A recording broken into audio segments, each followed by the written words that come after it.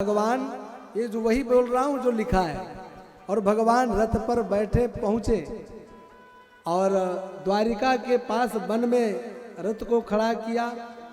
भगवान ने कहा दारुक जाकर देख कर के आओ, बारातियों में जो दूल्हे का रथ है वह कैसा बना हुआ है। वो देख कर के आया, बोले वैसा ही अपना रथ बनाओ। वैसा ही रथ बनाया गया। अब उधर देखो बेचारे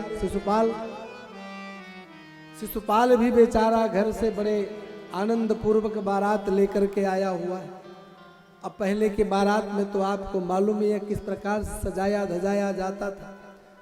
खूब बढ़िया तरीके से सजाया धजाया गया था। सुंदर वस्त्र आभूषण धारण किए, चमचमाता हुआ स्वरूप, चमचमाते हुए बाल। पहले बाल चमचमाया करते थे पहले जो है, हाँ पहले दूल्हों को खूब तेल लगाया जाता था, बालों काजल भी लगाया जाता था। ऐसे वैसे नहीं तैयार होते थे। आज के दूल्हों की बात अलग है कि वो कहते महाराज तेल मत लगाना, बाकी कुछ भी लगा दो। तेल लगाने से बोले चिपचिपा हो जाएगा, चिपचिपाहट रहित। हाँ वो आज की परंपरा बदल गई ना। बढ़िया काजल लगा करके तेल लगाकर बालों में, और सज धज के जनवासे में पड़ा हुआ। जनवासा तो आप जानते ही होंगे कि जो बारात घर से आने पहले जहाँ ठहरती है, और पूरी बारात लेकर पड़ा है। और जब जब रुक्मी दिखाई देता है, रुक्मणी का भाई, तो बुला के कान में कहता है भैया देख लियो, अब मोए विश्वास ना है विवाह है जाए भाई। रुक्मी कहता है चिंता मत कर, मेरी बहन है, मैं तुझसे विवाह करूंगा। अरे ना ना, वो बहुत खतरनाक चोर है, वो पहले भी बहुत चोरी करता रहा है पहले वो कुछ और चोरी करता था, अब और कुछ चोरी कर बैठेगा, फिर क्या करोगे। रुक्मी ने कहा चिंता मत कर, अगर मैं अपनी बहन का विवाह तुझसे नहीं कर पाया तो मैं नगर को छोड़ दूंगा, अपना मुंह इस विदर्भ देश में नहीं दिखाऊंगा। तब जाकर उसे ढाढ़स बंधा, सांत्वना मिली। हाँ अब लगता है पक्का विवाह हो जाएगा। सवेरे मेरा विवाह हो जाएगा कि नहीं, इस विषय पर रात भर शिशुपाल को नींद नहीं आई। और इधर भगवान का रथ पहुंचा है, और दारुक ने शिशुपाल के समान रथ को तैयार किया।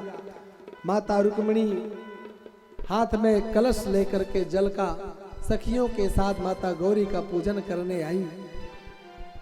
पूजन करने के पश्चात जब बाहर निकली, भगवान का रथ मंदिर के सामने पहुंचा।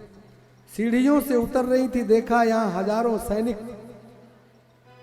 तब इन सैनिकों के बीच से कैसे जाएं? माता रुक्मिणी ने एक ही कार्य किया। जितने भी वहां खड़े सैनिक थे सबकी तरफ एक एक करके एक एक को देखा, और सबको मूर्तिमान स्तंभित कर दिया। पत्थर के समान सब खड़े हो गए। ऐसा माता रुक्मिणी के दिव्य सौंदर्य को देखते किसी में हिम्मत नहीं रह गई कि इन्हें कोई रोक दे। माता रुक्मिणी नीचे उतरी। भगवान कृष्ण रथ से एक पैर नीचे एक पैर सीढ़ी में हाथ देने लगे। जैसे रथ के समीप में माता रुक्मिणी आई, तो समीप में आई तो सही, पर भगवान के हाथ के पास पहुंच करके भी हाथ नहीं पकड़ा, और बोले घर की तरफ मुड़ ली। भगवान विचार करने लगे कि ये क्या कर रही हैं। पत्र में लिखा था कि आप आना, मंदिर के सामने पूजन करके आएंगी, फिर आप मेरा हरण कर लेना। और जब मैं इन्हें हाथ दे रहा हूं तो ये मुझको छोड़कर घर की तरफ भागी जा रही।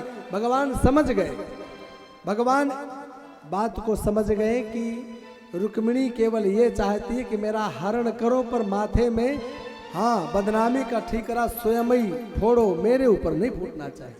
भगवान रथ से कूदे और माता रुक्मिणी को गोद में उठाया, लाकर अपने रथ में बैठाया, और वैसे वैसे ने 5 जन शंख को बजाया और कहा जिसके भुजाओं में शक्ति हो मुझे रोक कर दिखाओ, मैं महाराज भीष्मक की पुत्री रुक्मिणी का हरण करके ले जा रहा हूं।